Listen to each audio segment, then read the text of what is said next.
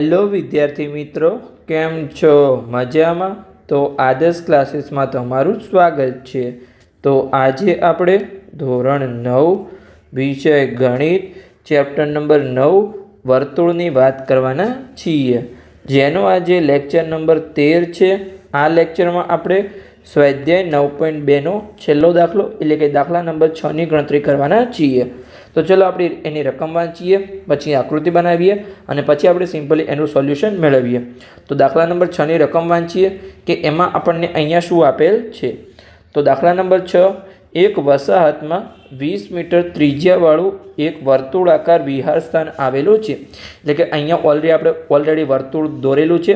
આની ત્રિજ્યા કેટલી છે? અહીંયા 20 મીટર છે. ઓકે. પછી આગળ આપણને કીધું છે કે 3 છોકરાઓ અંકુર, સૈયદ અને ડેવિડ દરેક પોતાના હાથમાં રમકડાનો ટેલિફોન એકબીજા સાથે વાત કરવા માટે રાખીને વર્તુળની સીમા પર સરખા અંતરે બેઠા છે. એટલે કે ધારો કે અહીંયા આપણે દોરીએ કે ચલો આપણે પ્રયત્ન કરીએ કે અહીંયા અંકુર બેઠો હોય, ઓકે, અહીંયા ધારો કે સૈયદ બેઠો હોય અને અહીંયા ધારો કે ડેવિડ બેઠો. તો આ ત્રણે કેવી રીતે બેઠા છે? અહીંયા એક ટેલિફોન લઈને બેઠા છે અને સરખા અંતરે બેઠા છે. એટલે કે અહીંયા જેટલું અંકુર અને સૈયદનું અંતર છે એટલું જ અહીંયા સૈયદ અને ડેવિડનું અંતર છે અને એટલું જ અહીંયા અંકુર અને ડેવિડનું અંતર છે. એટલે કે ત્રણેય વચ્ચેનું અંતર સમાન છે. તમને આઈડિયા આવી ગયો? હવે આપણે આગળ વાંચીએ. તો કે દરેકના ટેલિફોનની દોરીની લંબાઈ શોધો. એટલે કે જે આપણી આ ત્રણ બાજુ હતી, જે ત્રણેય વચ્ચેનું અંતર છે એ આપણે અહીંયા શોધવાનું છે. એટલે કે AS, SD અને AD આ ત્રણેય કેવા છે? આમ તો સમાન છે. તમે ખાલી એક બાજુ શોધી લેશો એટલે આપણે દરેક બાજુ મળી જશે. તો ચલો આપણે સિમ્પલી ગણતરીની શરૂઆત કરીએ. તો હવે જો આમાં આપણે વર્તુળનું કેન્દ્ર દોરીએ. સૌપ્રથમ તો ચલો અહીંયા આપણે દોરીએ કે અહીંયા O કેન્દ્રિત વર્તુળ છે, એમાં આપણે કેન્દ્ર દોરીએ. પછી આમાં આપણે જોડી લઈએ દરેકને કેન્દ્ર સાથે. તો અહીંયા આપણે ચલો અહીંયા નામ આપી દઈએ કે આ O છે કેન્દ્ર. આપણે O ને S સાથે જોડીએ, પછી O ને આપણે A સાથે જોડીએ, ઓકે. પછી O ને અહીંયા આપણે D સાથે જોડીએ. તો આ આપણું શું બનશે? અહીંયા ત્રિજ્યા બનશે. જો OS પણ આપણી ત્રિજ્યા બનશે, OA પણ આપણી ત્રિજ્યા બનશે અને OD પણ આપણી ત્રિજ્યા બનશે. તો આ ત્રણે પણ અહીંયા સમાન હશે, ઓકે. તો ચલો હવે આપણે સિમ્પલી ગણતરીની શરૂઆત કરીએ. તો સૌપ્રથમ તો અહીંયા આપણે લખીશું કે અહીંયા આપણે જે નામ આપ્યા છે, જેમ કે અંકુરનું નામ A છે, પછી સૈયદનું નામ S છે અને ડેવિડનું નામ D છે, ઓકે. તો O કેન્દ્રિત વર્તુળમાં અનુક્રમે આ વિદ્યાર્થીઓ બેઠા છે અથવા છોકરાઓ બેઠા છે. તો અહીંયા આપણે લખીશું કે અહીં O કેન્દ્રિત વર્તુળમાં ASD બિંદુઓ અનુક્રમે અંકુર, સૈયદ અને ડેવિડ સરખા અંતરે બેઠા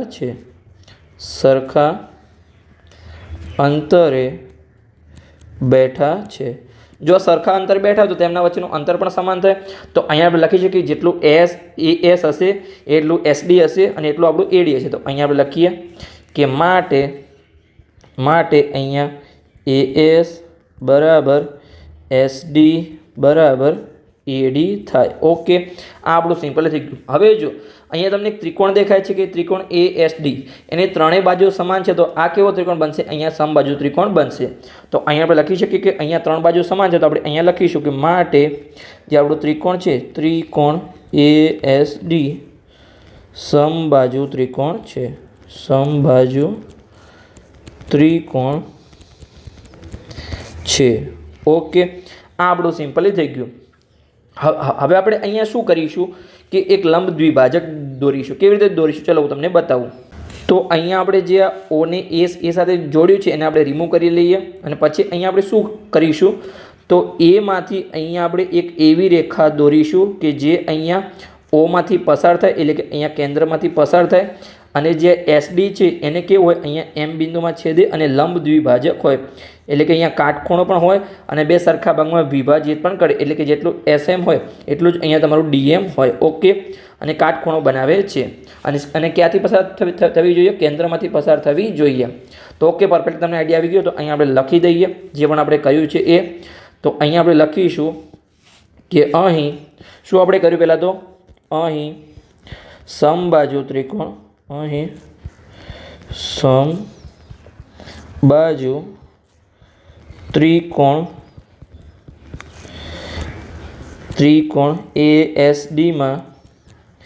ASDમાં AMની, તો અહીંયા આપણે AMની રચના કરી, એમાંથી લઈ અને આપણે એમની રચના કરી, જેમાંથી શું શું પસાર થાય છે, એક તો કેન્દ્ર ઓમાંથી પસાર થાય છે અને એસડીને કેવું છે, લંબ દ્વિભાજક છે.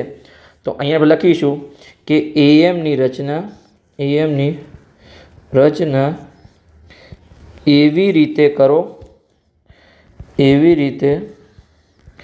કરો કે તે O કેન્દ્રમાંથી પસાર થાય અને એસડીને લંબ દ્વિભાજક થાય,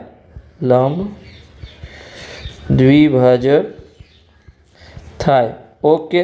આ તમને સિમ્પલી સમજણ પડી ગઈ. અને અહીંયા એસડીને કયા બિંદુમાં છેદે છે, તો અહીંયા એમ બિંદુમાં છેદે છે. તો અહીંયા આપણે લખીશું કે અને એસડીને એમ બિંદુમાં છેદે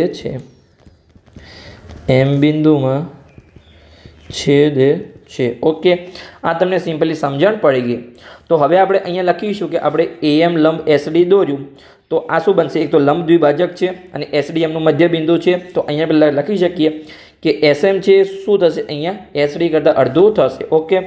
તો અહીંયા આપણે લખીશું, ચલો અહીંયા આપણે લખી દઈએ કે AM લંબ SD હોવાથી લંબ દ્વિભાજક છે. અહીંયા તમારે લખવું તો લખી શકો, આપણે ઉપર ઓલરેડી લખેલું છે એટલે લખવાની જરૂર નથી. અહીંયા આપણે લખેલું છે કે લંબ અને દ્વિભાજક પણ છે, એટલે કે બે સરખા ભાગમાં વિભાજિત પણ કરે છે હોવાથી M એ SDનું મધ્ય બિંદુ છે. હવે મધ્ય બિંદુ હોય તો આપણે લખી શકીએ કે SM બરાબર શું થાય, SM બરાબર 1/2 SD થાય. એટલે કે અહીંયા શું છે, SM છે એ SD કરતાં અડધું છે, પણ વચ્ચે આપણે બરાબરની નિશાની કરી એટલે SDના ગુણાકારમાં આપણે એક દૂતીયાંશ લખવું પડે, ઓકે. તો આ આપણું થઈ ગયું. હવે અહીંયા SMની આપણે ધારણા કરીશું કે SMને અહીંયા આપણે X ધારી લઈશું. તો ચાલો આપણે X ધારી લઈએ સિમ્પલી. તો આપણને SD કેટલું મળશે, કેમ કે એના કરતાં ડબલ છે, તો આપણને શું મળશે, 2X મળશે. તો ચાલો અહીંયા આપણે ધારણા કરીએ કે અહીં ધારો કે SM બરાબર X લેતા. તો અહીંયા આપણે આગળનું જે સમીકરણ છે ફરીથી લખી દઈએ અહીંયા કે SM બરાબર 1/2 SD. SNની જગ્યાએ આપણે શું કરીશું, અહીંયા બે ભાગાકારમાં છે તો ઉપર ગુણાકારમાં જશે, તો શું બનશે કે અહીંયા 2SM બરાબર SD મળશે. તો હવે અહીંયા આપણે શું કરીશું, SDને કરતા બનાવીશું. તો SD બરાબર શું મળશે, આપણે 2 અને SMની જગ્યાએ આપણે X કિંમત મૂકી દઈએ તો આપણને 2X મળી ગયું, ઓકે. આ સિમ્પલી તમને થઈ ગયું. તો હવે જો આગળ આપણે શું કરીશું કે જે આપણો આ ત્રિકોણ છે, જે આપણો ત્રિકોણ આપણો કયો, જે આ રેડ પેનથી તમને દેખાય છે કે આપણો ત્રિકોણ ASD, આ પહેલાં તો કેવો છે, સમબાજુ ત્રિકોણ છે. તો સમબાજુ ત્રિકોણ છે તો આના ક્ષેત્રફળનું સૂત્ર શું છે કે વર્ગમૂળમાં 3/4 બાજુનો વર્ગ. તો ચાલો આપણે લખી દઈએ અહીંયા કે અહીં જે આપણું સમબાજુ ત્રિકોણ છે, ચાલો આપણે અહીંયા અલગ પેનનો ઉપયોગ કરીએ કે અહીં સમબાજુ ત્રિકોણ ASDનું ક્ષેત્રફળ, ઓકે. તો શું આવશે, વર્ગમૂળમાં 3/4 ગુણ્યા બાજુનો વર્ગ, ઓકે. તો આ તમારું સિમ્પલ થઈ ગયું.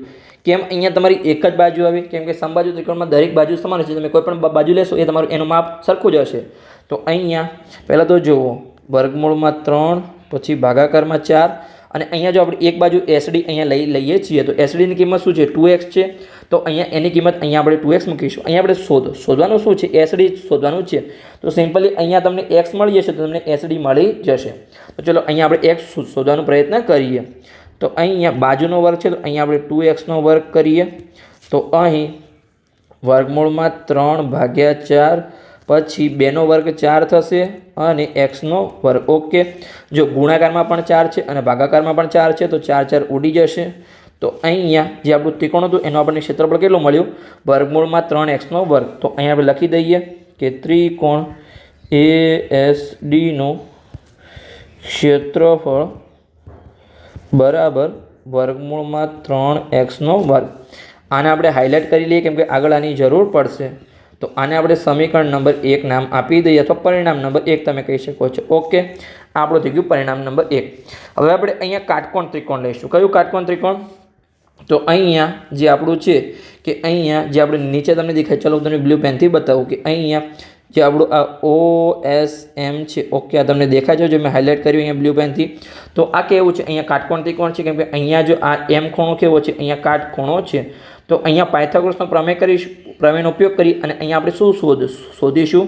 તો અહીંયા આપણે OMની કિંમત શોધીશું. તો અહીંયા શું થશે પાયથાગોરસના પ્રમેય મુજબ કે જે કર્ણનો વર્ગ છે એટલે કાટખૂણાની સામેની બાજુ જે કર્ણ છે OSનો વર્ગ એ બાકીની બે બાજુના વર્ગોના સરવાળા જેટલો થાય. એટલે કે જે OSનો વર્ગ હશે એ અહીંયા OM અને SMના વર્ગના સરવાળા જેટલો હશે. તો ચલો અહીંયા આપણે નીચે લખી દઈએ કે અહીંયા આપણે ચલો નીચે પરફેક્ટલી લખી દઈએ. લખીશું કે અહીંયા ત્રિકોણ OMSમાં ખૂણો M બરાબર 90 ડિગ્રી છે અને તમને કારણ પણ ખબર છે અહીંયા, કારણ કે AM લંબ SD છે. ઓકે, કારણ પણ મળી ગયું. તો હવે આપણે અહીંયા પાયથાગોરસના પ્રમેયનો ઉપયોગ કરીશું. તો અહીંયા આપણે લખીએ કે પાયથાગોરસના પ્રમેય મુજબ. તો ચલો આપણે લખી દઈએ અહીંયા કે પાયથાગોરસના પ્રમેય મુજબ શું થશે? અહીંયા આપણે તમને મેં કીધું હતું, ફરીથી અહીંયા આપણે જોઈ લઈએ કે અહીં તમારું જે કર્ણ છે OS એટલે કે કાટખૂણાની સામેની બાજુ OSનો વર્ગ એ બાકીની બી બાજુ OM અને SMના વર્ગના સરવાળા જેટલો થશે. તો અહીંયા આપણે લખી દઈએ કે અહીં જે આપણો કર્ણ છે OSનો વર્ગ એ બાકીની બે બાજુ OMનો વર્ગ અને SMના વર્ગના સરવાળા જેટલો થશે. ઓકે, તો આ આપણે સિમ્પલી થઈ ગયું. હવે આપણે અહીંયા કિંમત મૂકી દઈએ. એની પહેલાં અહીંયા આપણે OM શોધવાનું છે. તો અહીંયા આપણે OMને કરતા બનાવીશું. તો આ જે SMનો વર્ગ છે એ બરાબરની આગળ જશે અને માઇનસ થઈ જશે. પણ અહીંયા આપણે OMને આગળ લખીશું. તો અહીંયા શું લખીશું? અહીંયા આપણે કે માટે OMનો વર્ગ બરાબર શું થશે? અહીંયા OSનો વર્ગ માઇનસ SMનો વર્ગ. સિમ્પલી આપણું એ જ થયું છે કે આને આપણે આગળ લઈએ SMને, એ માઇનસ થઈ ગયું, પણ આપણે એ પદને પાછળ લખ્યું અને જે OM વાળું પદ હતું એને આપણે આગળ લખ્યું છે. આમાં કોઈ આપણે ભૂલ કરી નથી, આપણું સાચું જ છે. ઓકે, તો હવે આપણે અહીંયા કિંમત મૂકી દઈએ કે OMનો વર્ગ બરાબર અહીંયા OS શું છે? મેં તમને જ્યારે સ્ટાર્ટિંગ થયો લેક્ચરનો ત્યારે મેં તમને જ્યારે આકૃતિ દોરી ત્યારે મેં તમને કીધું હતું કે OS શું છે અહીંયા. તો મેં તમને કીધું હતું કે આ જે OS છે જુઓ તમે ક્યાંથી શરૂઆત થાય છે એની અહીંયા. તો વર્તુળનું જે કેન્દ્ર છે Oમાંથી લઈ અને વર્તુળ પરના બિંદુ સુધીનું અંતર છે. તો આને આપણે શું કહીએ છીએ? અહીંયા ત્રિજ્યા કહીએ છીએ. તો જો તમને રકમમાં ત્રિજ્યા આપેલી છે તો કે હા આપેલી છે. જો આ લખેલું રહ્યું કે અહીંયા 20 મીટર ત્રિજ્યાવાળું એક વર્તુળ છે. તો અહીંયા OS તમારું 20 મીટર થઈ ગયું. પછી અહીંયા તમારું SM કેટલું છે તમને ખબર જ છે કે આપણે ધારણા કરી છે કે SM અહીંયા કેટલું છે? X છે. જો અહીંયા આપણે લખ્યું હતું કે ક્યાં ધારણા કરી હતી? આ રહ્યું જો કે SM બરાબર X લેતા. તો અહીંયા આપણે 20 અને Xની કિંમત મૂકી દઈએ. તો ચાલો આપણે મૂકીએ, આપણે જ્યાં ગણતરી કરીએ છીએ ત્યાં આપણે કિંમત મૂકી દઈએ કે OSનો વર્ગ એટલે અહીંયા 20નો વર્ગ માઇનસ અહીંયા SMનો વર્ગ એટલે કે અહીંયા Xનો વર્ગ. ઓકે, માટે OMનો વર્ગ બરાબર 20નો વર્ગ કેટલો થશે? અહીંયા 400 થશે. Xનો વર્ગ કેટલો થશે? X વર્ગ થશે. હવે આપણે અહીંયા OM શોધવાનું છે. તો અહીંયા આપણે વર્ગ નીકાળવો હોય તો બરાબરની પેલી સાઈડ શું થઈ જશે? વર્ગમૂળ થઈ જશે. તો અહીંયા આપણે લખીશું કે માટે OM બરાબર શું થશે? અહીંયા વર્ગમૂળની અંદર 400 માઇનસ Xનો વર્ગ. ઓકે, આ આપણને સિમ્પલી શું મળી ગયું? અહીંયા OM મળી ગયું જે આપણે શોધવાનું હતું એ. હવે આગળ આપણે બીજા ત્રિકોણ માટે અહીંયા આપણે ક્ષેત્રફળ શોધીશું. તો કયો ત્રિકોણ? ચલો આપણે આકૃતિમાં હું તમને બતાવું છું કે અહીંયા જે આપણો ત્રિકોણ છે કે ચલો આપણે બ્લુ પેનથી બતાવીએ કે ત્રિકોણ OSD. ચલો આને આપણે રફરને રિમૂવ કરીએ તો તમને સિમ્પલી સમજ પડે કે કયો ત્રિકોણ છે. ચલો આપણે આ રફરને રિમૂવ કરી લઈએ. તો આ જે નીચેનો ત્રિકોણ છે ત્રિકોણ OSD, આ તમને દેખાય છે ત્રિકોણ? ચલો ઓકે, તો આ બે નાના ત્રિકોણ મળીને જે ત્રિકોણ બને છે મોટો ત્રિકોણ એની આપણે વાત કરીએ છીએ કે OSD. એમાં શું થશે? જુઓ અહીંયા તમને ખબર છે કે આ લંબ છે OM લંબ તમારું જે AM લંબ SD છે તો અહીંયા OM લંબ પણ SD થાય તો અહીંયા સિમ્પલી તમને ખબર પડી છે કયા ક્ષેત્રફળના સૂત્રનો ઉપયોગ થશે તો અહીંયા આપણે 1/2 પાયો ગુણ્યા વેધનો ઉપયોગ કરીશું કેમ કે વેધ શું હોય હંમેશા લંબ હોય તો આ આપણો OM શું બની જશે અહીંયા વેધ બની જશે અને પાયો આપણું અહીંયા SD બની જશે તો ચલો આપણે અહીંયા કરી લઈએ ત્રિકોણ OSD નું ક્ષેત્રફળ અહીંયા આપણે શોધવાનું છે તો ચલો આપણે શોધીએ અહીંયા તો અહીં આપણે લખીશું કે ત્રિકોણ OSD નું ક્ષેત્રફળ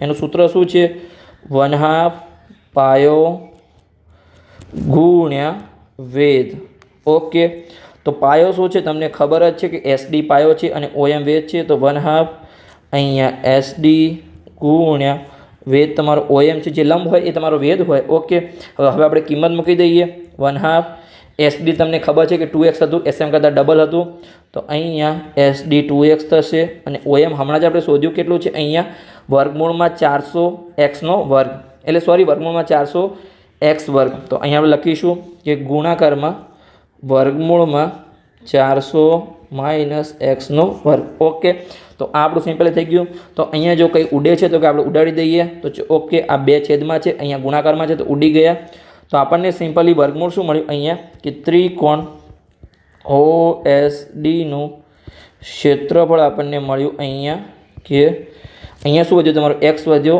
અને ગુણાકારમાં તમારું છે અહીંયા વર્ગમૂળની અંદર 400 - x નો વર્ગ ઓકે આને અહીંયા સમીકરણ નંબર 2 નામ આપી દઈએ ઓકે આગળ આપણને સમીકરણ 1 નંબરનું મળી લીધું આને આપણે સમીકરણ અથવા પરિણામ 2 નામ આપી દઈએ ઓકે હવે જો જે આપણને આ ત્રિકોણ OSD નું ક્ષેત્રફળ મળ્યું એવી રીતે આપણને અહીંયા બીજા ત્રણ ત્રિકોણના પણ ક્ષેત્રફળ મળે કેવી રીતે તેમ ચલો હું તમને બતાવું જેમ અહીંયા આપણે આ OSD છે એમ અહીંયા આપણો જે સાઈડમાં ત્રિકોણ છે કે અહીંયા OAD કે અહીંયા આપણે શું લઈશું ODA ચલો આપણે લઈએ કે આ જે આપણું ત્રિકોણ છે ODA તો આમાં જો આ ODA નું ક્ષેત્રફળ મળે પછી બીજો આપણો ત્રિકોણ છે અહીંયા કે ત્રિકોણ OAS ઓકે તો આ જે ત્રણ ત્રિકોણ તમને દેખાય છે ચલો તમને કયા ત્રિકોણ બતાવું છું આપણા જે મોટા ત્રિકોણ છે ચલો આપણે અહીંયા રફ વર્ગને રિમૂવ કરીએ સિમ્પલી ઓકે ટ્રાય કરીએ કે આપણું રફ વર્ગ રિમૂવ થાય તો અહીંયા જેમ આપણે આ ત્રિકોણ લીધો આ મોટો ત્રિકોણ આ એક ત્રિકોણ ઓકે પરફેક્ટલી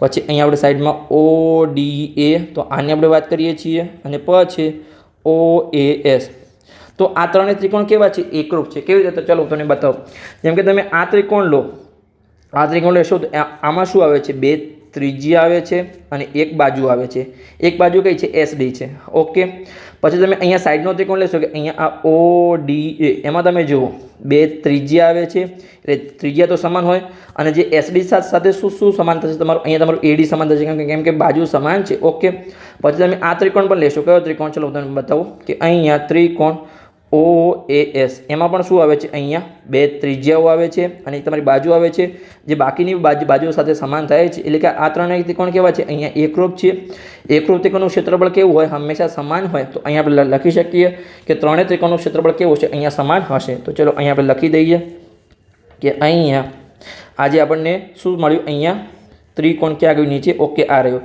કે OSD નું ક્ષેત્રફળ મળ્યું તો અહીંયા આપણે લખીશું કે જે આપણે ત્રણ ત્રિકોણ છે અહીં ત્રિકોણ OSD પછી ત્રિકોણ OAS અને ત્રિકોણ ODA ઓકે આ ત્રણ શું છે અહીંયા એકરૂપ ત્રિકોણ છે તો અહીંયા આપણે લખી દઈએ કે એકરૂપ ત્રિકોણ છે ઓકે હવે જો એકરૂપ ત્રિકોણ હોય તો એનો આપણે સરવાળો કરી શકીએ તો ક્યાં કરી શકીએ તો અહીંયા આપણે શું લખી શકીએ પહેલાં તો આપણે એકરૂપ ત્રિકોણ છે એટલે ત્રણેયનું ક્ષેત્રફળ કેવું છે સરખું હશે તો ચલો અહીંયા આપણે લખી દઈએ કે અહીં ત્રિકોણ OSD નું ક્ષેત્રફળ બરાબર ત્રિકોણ OAS નું ક્ષેત્રફળ ત્રણેયના ક્ષેત્રફળ કેવા છે અહીંયા સમાન હશે પછી ત્રિકોણ ODA નું ક્ષેત્રફળ અહીંયા આપણે વચ્ચે બરાબરની નિશાની મૂકી છે એટલે કે ત્રણેય ત્રિકોણના ક્ષેત્રફળ કેવા છે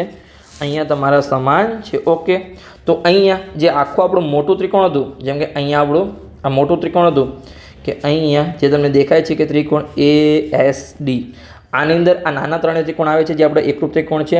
તો આ મોટા ત્રિકોણનો આપણે કરીએ તો મોટા ત્રિકોણમાં ત્રણેય ત્રિકોણનો સરવાળો આવશે તો કે હા આવશે. તો ચલો આપણે કરી લઈએ કે અહીં ચલો આપણે કરીએ કે જે આખું ત્રિકોણ હતું ચલો આપણે અલગ પેનનો ઉપયોગ કરીએ અહીંયા કે અહીં જે ત્રિકોણ ASDનું ક્ષેત્રફળ છે એમાં શું થશે, આ ત્રણેય ત્રિકોણના ક્ષેત્રફળનો સરવાળો થશે. ક્ષેત્રફળ બરાબર જે આપણે OSD છે, OAS છે અને ODA છે એનો સરવાળો થશે. તો ચાલો આપણે લખી દઈએ અહીંયા કે અહીં ત્રિકોણ OSDનું ક્ષેત્રફળ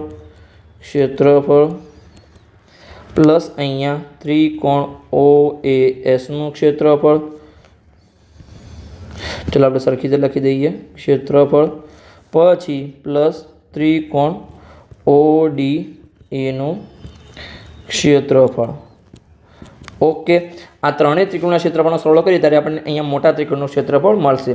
હવે જો અહીંયા ત્રણેય ત્રિકોણનું ક્ષેત્રફળ સમાન છે અને અહીંયા આપણે જો OSDનું ક્ષેત્રફળ શોધ્યું છે તો અહીંયા આપણે લખી શકીએ કે શું થશે, આપણે જો અહીંયા OASની જગ્યાએ પણ OSD લખી શકીએ અને અહીંયા પણ આપણે OSD લખી શકીએ. તો આપણે ત્રણેય જગ્યાએ OSD લખી જ દઈએ. તો ચાલો લખીએ અહીંયા કે અહીં ત્રિકોણ ASDનું ક્ષેત્રફળ બરાબર શું થશે, અહીંયા ત્રિકોણ OSDનું ક્ષેત્રફળ પછી અહીંયા જે આપણે OAS છે એની જગ્યાએ પણ આપણે અહીંયા OSD લખી દઈશું. તો અહીંયા આપણે લખી દઈએ કે પ્લસ ત્રિકોણ OSDનું ક્ષેત્રફળ, કેમ કે ત્રણેયના ક્ષેત્રફળ કેવા છે અહીંયા સમાન છે અને આપણે OSDનું ક્ષેત્રફળ અહીંયા શોધ્યું છે. પ્લસ અહીંયા ત્રિકોણ ODAની જગ્યાએ OSD આપણે લખીશું. તો OSDનું ક્ષેત્રફળ તો આપણે ત્રણેય જગ્યાએ અહીંયા OSD લખી દીધું. તો અહીંયા ત્રિકોણ ASDનું ક્ષેત્રફળ બરાબર અહીંયા આપણને શું મળશે, 3 વખત એટલે કે 3 ગુણ્યા ત્રિકોણ OSDનું ક્ષેત્રફળ. ઓકે, આ આપણને સિમ્પલી મળી ગયું. તો હવે જો અહીંયા તમને ASDનું ક્ષેત્રફળ પણ ખબર છે અને OSDનું ક્ષેત્રફળ પણ ખબર છે. કેવી રીતે, ચલો હું તમને બતાવું. તો ત્રિકોણ ASDનું ક્ષેત્રફળ આપણે અહીંયા શોધ્યું હતું. જો આ રહ્યું કે અહીંયા વર્ગમૂળમાં 3x2 દેખાય છે. આપણે પરિણામ નંબર 1 નામ આપ્યું હતું. તો ચાલો આપણે કિંમત મૂકી દઈએ કે ASDનું ક્ષેત્રફળ છે અહીંયા વર્ગમૂળમાં 3x2. ઓકે, પછી બરાબરની નિશાની ગુણ્યા 3 ગુણ્યા OSDનું ક્ષેત્રફળ. તો OSDનું ક્ષેત્રફળ શું છે અહીંયા આપણે શોધ્યું હતું અહીંયા કે x ગુણ્યા વર્ગમૂળમાં 400 - x2. તો અહીંયા આપણે લખી દઈએ કે x વર્ગમૂળમાં 400 - x2. ઓકે, આ સિમ્પલી તમારું થઈ ગયું. હવે જે પણ ઉડતું હોય એ અહીંયા આપણે ઉડાડી લઈશું. તો અહીંયા આપણે x ગુણાકારમાં છે એ આપણે પેલી સાઈડ લઈ જઈશું તો ભાગાકારમાં જશે અને વર્ગમૂળ 3 અહીંયા ગુણાકારમાં છે તો એને પણ બરાબરની પેલી સાઈડ લઈ જઈશું તો ભાગાકારમાં જશે. તો અહીંયા આપણે લખીશું કે માટે જે x2 હતો એના ભાગાકારમાં x આવ્યું અને અહીંયા 3 ગુણ્યા વર્ગમૂળમાં 400 - x2 રહ્યું. નીચે ભાગાકારમાં શું આવ્યું, અહીંયા વર્ગમૂળમાં 3 આવ્યું. તમને ફરીથી સમજણ ના પડી તો એકવાર સમજાવું છું અહીંયા કે આ જે વર્ગમૂળ 3 અહીંયા ગુણાકારમાં હતું બરાબરની પેલી સાઈડમાં ગયું. તો જો નીચે તમને દેખાય છે ઓકે, તો અહીંયા ભાગાકારમાં આવી ગયું. તો એ આ સાઈડ હવે આવશે નહીં. અહીંયા x ગુણાકારમાં હતો બરાબરની પેલી સાઈડ લઈ ગયા તો ભાગાકારમાં આવી ગયું. ઓકે, તો અહીંયા x તમારો નીકળી ગયો. સિમ્પલ તમને સમજ પડી ગઈ બધી જ વસ્તુ. તો અહીંયા જો x વર્ગ છે અને નીચે x છે તો અહીંયા તમારો વર્ગ નીકળી જશે. અહીંયા એક x ઉડી ગયો. અહીંયા તમારો ઉપર માત્ર અહીંયા એક જ x વધ્યો. ઓકે, પછી અહીંયા જો 3 અને ભાગાકારમાં વર્ગમૂળ 3 છે. તો જો આપણે 3ને શું લખી શકીએ, 3ને વર્ગમૂળ 3 ગુણ્યા 3 લખી શકીએ. ઓકે, તો આ 3ની જગ્યાએ તમે ધારી લો કે અહીંયા વર્ગમૂળ 3 ગુણ્યા વર્ગમૂળ 3 લખેલું છે. નીચે ભાગાકારમાં તમારું 1 વર્ગમૂળ 3 છે તો અહીંયા વર્ગમૂળ 3 ઉડી ગયા તો વધ્યા શું, અહીંયા તમારા વર્ગમૂળ 3 વધશે. તો અહીંયા આપણે લખી દઈએ કે ચલો આપણે જે ફાઇનલ આન્સર છે લખી દઈએ કે અહીંયા માટે ઉપરની સાઈડ x વધ્યો બરાબરની આ સાઈડ આ ઉડી ગયું એટલે તમારું વર્ગમૂળ 3 વધ્યું અને પછી ગુણાકારમાં તમારું વર્ગમૂળમાં 400 - x2 વધ્યો. ઓકે, આ તમને સિમ્પલી આઈડિયા આવી ગયો. આ તમને xની કિંમત મળી ગઈ. હવે આપણે શું કરીશું, અહીંયા બંને બાજુ વર્ગ કરીશું. તો ચાલો આપણે વર્ગ કરી લઈએ અહીંયા કે અહીંયા આપણે લખી દઈએ કે બંને બાજુ વર્ગ કરતા. તો ચાલો આપણે લખીએ અહીંયા કે બંને બાજુ વર્ગ કરતા. તો ચાલો આપણે વર્ગ કરીએ. તો જો x નો વર્ગ શું થશે, પહેલાં તો અહીંયા આપણે વર્ગ જ મૂકી દઈએ કે x નો વર્ગ કરીશું. પછી અહીંયા કૌંસની અંદર 3 ગુણ્યા વર્ગમૂળમાં 400 માઇનસ જે એક્સનો વર્ગ છે આખા કૌંસનો વર્ગ કરીશું. તો ચલો આપણે કરી લઈએ કે માટે એક્સનો વર્ગ થશે એક્સ વર્ગ, પછી વર્ગમૂળ 3નો વર્ગ થશે 3, અને અહીંયા વર્ગમૂળ નીકળી જશે તો અહીંયા આપણે ગુણાકારમાં કૌંસમાં આપણે કરીશું કે 400 માઇનસ એક્સનો વર્ગ. ઓકે, આ સિમ્પલી આપણું થઈ ગયું. હવે જો આ 3નો આપણે આ કૌંસ સાથે ગુણાકાર કરીશું તો ચલો કરી લઈએ અહીંયા. તો કે માટે એક્સનો વર્ગ બરાબર 3 ગુણ્યા 4 કે 400 કેટલા થશે? અહીંયા 1200 થશે. 1200 પછી 3 ગુણ્યા માઇનસ એક્સનો વર્ગ, તો અહીંયા માઇનસ 3x વર્ગ થઈ જશે. ઓકે, આ થઈ ગયું સિમ્પલી. હવે આ માઇનસ 3x વર્ગ છે એને બરાબરની આગળ લાવીશું તો પ્લસ થઈ જશે. તો અહીંયા એક્સનો વર્ગ પ્લસ અહીંયા 3x વર્ગ બરાબર અહીંયા તમારું 1200 વધ્યું. ઓકે, સરળ કરીશું તો અહીંયા 4x વર્ગ થશે. માટે 4x વર્ગ બરાબર અહીંયા 1200, અહીંયા 4 ગુણાકારમાં છે, પેલી સાઈડ જશે તો ભાગાકારમાં જતા રહેશે. તો અહીંયા એક્સનો વર્ગ બરાબર 1200 ભાગ્યા 4.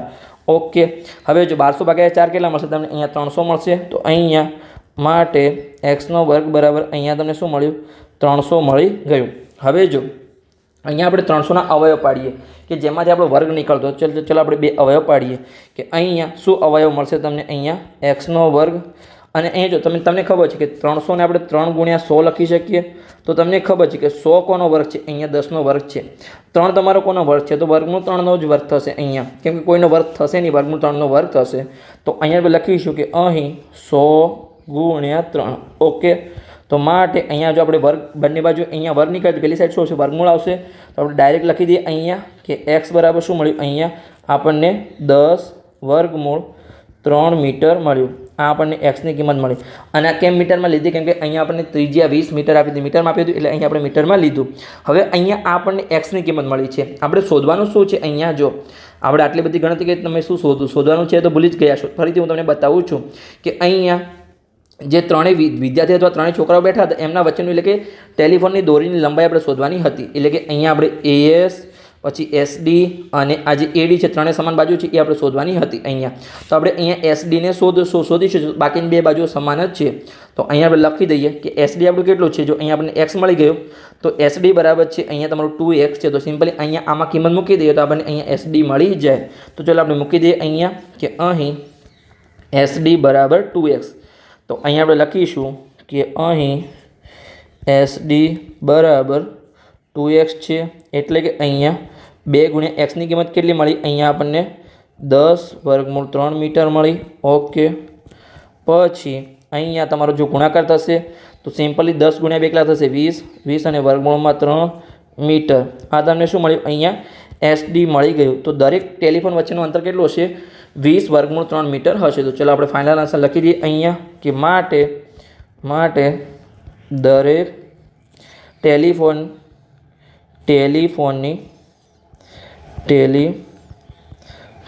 આપણે દોરીની લંબાઈ શોધવાની હતી. તો દોરીની લંબાઈ 20 વર્ગમૂળ 3 મીટર થાય.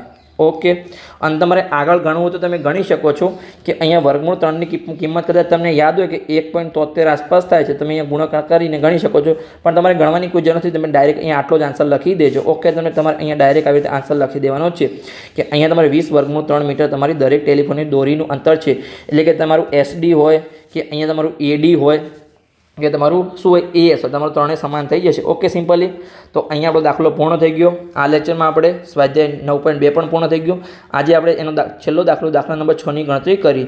તો બસ સિમ્પલી આવી રીતે આપણે ગણતરી કરતા જઈશું. તો લેક્ચર સારું લાગ્યો હોય તો ચેનલને સબસ્ક્રાઈબ કરો અને તમારા મિત્રોને વિડીયો શેર કરો તો એમને પણ સરળ ભાષામાં ગણિત શીખવા મળે.